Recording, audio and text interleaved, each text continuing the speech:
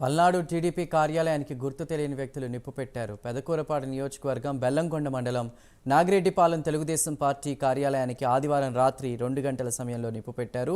దీంతో ఒక్కసారిగా మంటలు చెలరేగాయి. అక్కడే విధులు నిర్వహిస్తున్న ఓ కానిస్టేబుల్ సమాచారం ఇవ్వడంతో వెంటనే నీళ్లు చల్లి మంటలను ఆపే ప్రయత్నం చేశారు. అప్పటికే పార్టీ కార్యాలయం పూర్తిగా దగ్ధమైంది.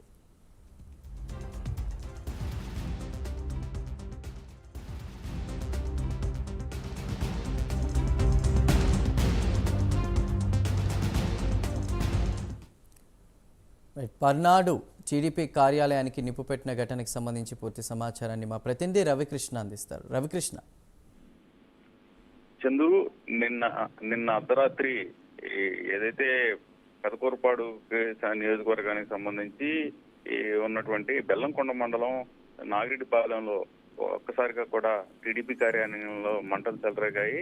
ఈ మంటలకు ఈ విధంగా పార్టీ కార్యాలయం తగలబెట్టుకోవడానికి ప్రధానంగా కూడా వైసీపీకి సంబంధించినటువంటి అంటే ఇక్కడ ఈ టీడీపీ కార్యాలయానికి నిప్పు పెట్టారు అని చెప్పి భావిస్తున్న పరిస్థితి అయితే కనపడుతుంది. ఎందుకంటే గతంలో 2 సార్లు ఇప్పటికీ నెలలో రెండు పర్యాయాలు ఒకసారి ధరణికోటలో వైసీపీకి సంబంధించినటువంటి పార్టీ కార్యాలయం తగలబడిపోయింది. ఆ తర్వాత 10 రోజుల క్రితం క్రోసూరులో పార్టీ టీడీపీకి సంబంధించిన పార్టీ కార్యాలయాన్ని గుర్తు తెలియని వ్యక్తులు తగలబెట్టడం జరిగింది. అదే విధంగా కూడా ఈ రోజు ఏదైతే ఈ రోజు తెల్లవారుజామున 2 గంటల ప్రాంతంలో ఇక్కడ ఈ బెల్లంకొండ మండలానికి సంబంధించినటువంటి నాగిరెడ్డిపల్లిలో పార్టీ కార్యాలయం తగలబడిపోయింది. అటుగా వెళ్తున్నటువంటి కానిస్టేబుల్ అది గమనించి ఒక్కసారి ఆ విషయాన్ని టీడీపీకి సంబంధించినటువంటి ఈ నాయకులకు తెలియజేయడంతో వాళ్ళు అక్కడికి వచ్చి మంటలను ఆపేందుకు ప్రయత్నించారు. కానీ అప్పటికే పూర్తిగా కూడా